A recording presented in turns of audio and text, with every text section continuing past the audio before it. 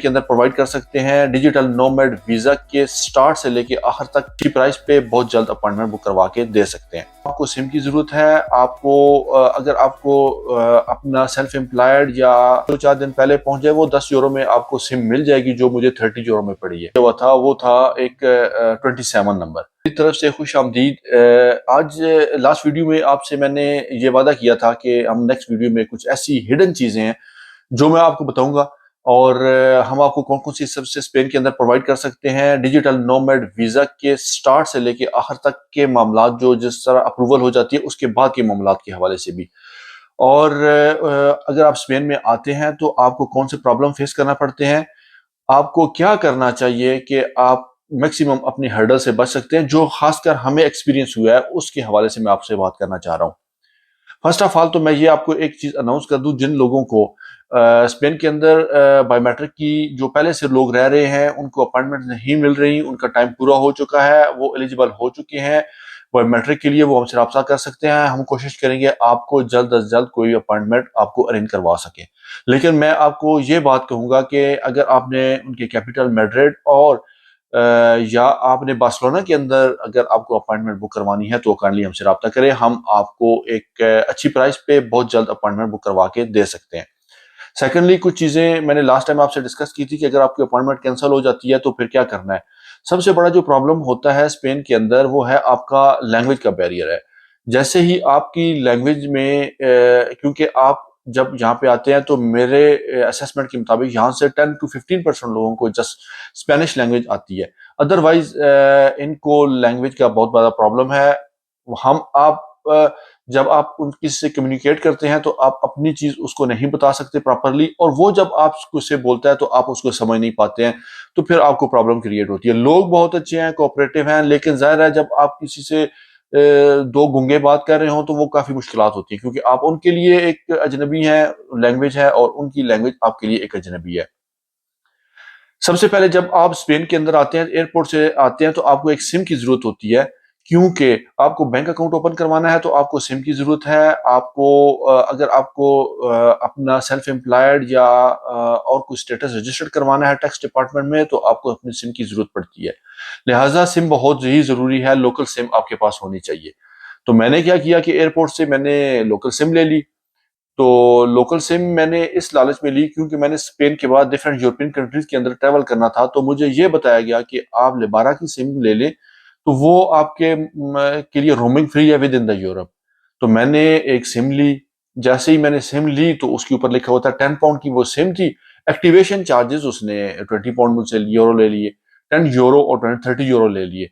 तो अगर आप इसको ऑनलाइन बुक करवा दें, अगर आपका पहले से एड्रेस मौजूद है कि आपने कौन से एड्रेस पे जाना है, तो वहां पे पहले ही बुक करवा दें ताकि आपकी सिम 2-4 दिन पहले पहुंच जाए, वो 10 यूरो में आपको सिम मिल जाएगी जो मुझे 30 यूरो में पड़ी है।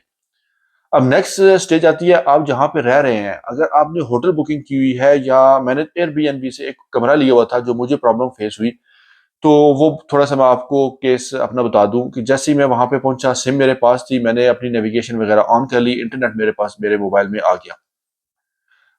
अगर आप जिस कंट्री से आ रहे हैं रोमिंग भी आप ले सकते हैं, लेकिन क्योंकि मुझे सिम की ज़रूरत थी यहाँ पे मुख्तलिफ काम करवाने के लिए, तो लिहाजा मुझे इन चीज़ों पे करना पड़ा मुझे। तो जैसे ही आपने अपना होटल बुक करवाना है या एयरबीएनबी पे, जो मुझे प्रॉब्लम हुई, सबसे पहले तो एयरबीएनबी पे जो एड्रेस दिया हुआ था, उनकी वेबसाइट से ही मैंने उसको नेविगेट किया तो मुझे वो डिफरेंट जगह पे लेके चला गया। जब मैं अपनी बुकिंग की डिटेल में गया तो वहां पे उसका फिर हाउस नंबर मुझे मिल गया, क्योंकि मुझे आइडिया नहीं था कि यहाँ पे हाउस नंबर कैसे होते हैं। क्योंकि मैं आया था यूके से। यूके में नॉर्मली लोग घरों के अंदर रहते हैं, अपार्टमेंट्स में बहुत कम लोग रहते हैं। तो यहाँ पे जो स्पेन में है वो ज्यादातर लोग अपार्टमेंट्स के अंदर रहते हैं। ये अपार्टमेंट्स का नंबर होता है, एक अपार्टमेंट है उसका फॉर एग्जांपल नंबर है 22, 23, 24 या 21 है या 22 है या 23 है। वो 23 के अंदर एक बिल्डिंग का नंबर है, तो उसके अंदर क्या पता 20 फ्लैट है, 25 फ्लैट है। अब उसने एयरबीएनबी पे जो अपना एड्रेस दिया हुआ था वो था एक 27 नंबर। जब मैं 27 नंबर में पहले तो नेविगेट गलत करके चला गया, फिर बहरहाल मैंने थोड़ा बहुत उसको करके ढूंढ लिया। जैसे ही मैंने ढूंढा उसे तो उसके अंदर तो 20 अपार्टमेंट थे।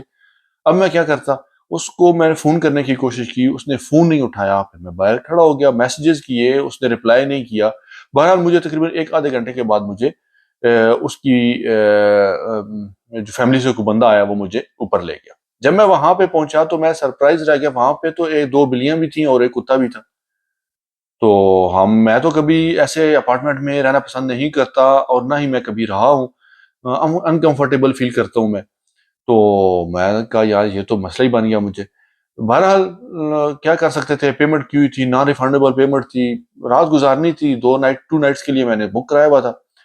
तो मैंने उसको एक्सेप्ट किया, गुजारा। जब सुबह उठा शावर लेना था, पता चला कि भाई आगे तो पानी ठंडा है, गर्म पानी नहीं है। एक नया मसला। तो बहरहाल मैं कहने का पर्पज ये है कि आपने बहुत सारी चीज़ों का ख्याल रखना है जब आपने कोई ऐसी चीज़ बुक करानी है। मैं तो ये समझता हूँ कि ऐसी अगर प्रॉब्लम से बचने के लिए आप होटल की बुकिंग करवा लें, वो सबसे बेहतर होता है। होटल बुकिंग बेस्ट रहती है। उसके अलावा ट्रांसपोर्टेशन वहाँ पे ठीक है, सस्ती है। ट्रेन ज़्यादातर लोग मेट्रो यूज़ करते हैं मैड्रिड के अंदर। और स्पेन के अंदर, सॉरी, बार्सिलोना के अंदर बहुत ज़्यादा लोग बसेस का यूज़ करते हैं। दोनों में ये थोड़ा सा डिफरेंस है। तो उसके बाद जो आपकी अपॉइंटमेंट्स हैं, जहाँ भी आपने जाना है, सबसे पहले आप बगैर किसी अपॉइंटमेंट के नहीं जा सकते हैं। आपने टैक्स डिपार्टमेंट में जाना है, आपने बैंक में जाना है, आपने किसी जगह पे भी जाना है, तो आप ये नहीं कर सकते हैं। लिहाजा अगर आपको कुछ सर्विसेज चाहिए, बैंक के हवाले से कुछ सर्विसेज चाहिए, आपको अपॉइंटमेंट के हवाले से कुछ सर्विसेज चाहिए, तो हम आपको वो सर्विसेज प्रोवाइड कर सकते हैं और आपकी अपॉइंटमेंट जल्द से जल्द हम अरेंज करके दे सकते हैं। इसके अलावा जो मैं आपसे बात डिस्कस करना चाह रहा था, वो ये है कि जब भी आप स्पेन के अंदर आएँ, तो आप ये कोशिश करें कि आप अपना जो अपार्टमेंट या होटल आपने लेना है, नियर टू सेंटर लें। ताकि अगर बाद में अगर और कोई काम आपको करने पड़ते हैं, क्योंकि उनके जो ऑफिसेज़ हैं ना, नियर टू सेंटर ही हैं, इतने दूर नहीं है। तकरीबन 3-4 किलोमीटर के अंदर-अंदर ही लें। उससे ये फ़ायदा होता है कि आपको एक तो ट्रांसपोर्ट का प्रॉब्लम नहीं होता, ट्रेन हर 2-4 मिनट के बाद हर जगह पे जा रही है। दूसरे अगर बस पे ट्रैवल करते हैं वो भी कर सकते हैं। अगर आप पैदल जाना चाहें किसी मजबूरी से, जिनको वॉक करने का शौक है, तो वो वहाँ पे भी कर सकता है। तो आज के लिए इतना ही था। अगर आपको कोई क्वेश्चन हो स्पेन के हवाले से, डिजिटल नोमैड के हवाले से, अपॉइंटमेंट के हवाले से, बैंक अकाउंट ओपन करने के हवाले से, अगर आपको कोई प्रॉब्लम आ रही है फैमिली को रियूनियन के हवाले से, तो आप हमें स्पेन के हवाले से रब्ता कर सकते हैं। आपको मुकम्मल मालूमात प्रोवाइड की जाएंगी, आपको प्रॉपर सर्विसेज दी जाएंगी। और अगर तो आपको मेरा नंबर आपको स्क्रीन पे दिया हुआ है, आप उस पे मुझसे किसी टाइम भी राब्ता कर सकते हैं। लेकिन ये कोशिश करनी है कि आपने अपने चीज़ें क्लियर रखनी है कि मैसेज करें या बात करें कि मैंने कौन-सी स्पेसिफिक बात करनी है। बार-बार मैसेजिंग या अगर आप कहें कि वो मैं आपके साथ चैटिंग करना, वो थोड़ा-सा प्रॉब्लम हो जाती है, बंदा ट्रैवलिंग में होता है, आगे-पीछे होता है। आप अपना इश्यू बताएँ और आप अपनी सर्विसेज़ लें। तो ये आपके लिए भी बेहतर होगा और हमारे लिए भी मैनेज करना बेहतर होता है। तो अभी तक के लिए इतना ही। इजाज़त दीजिएगा। अल्लाह हाफ़िज़।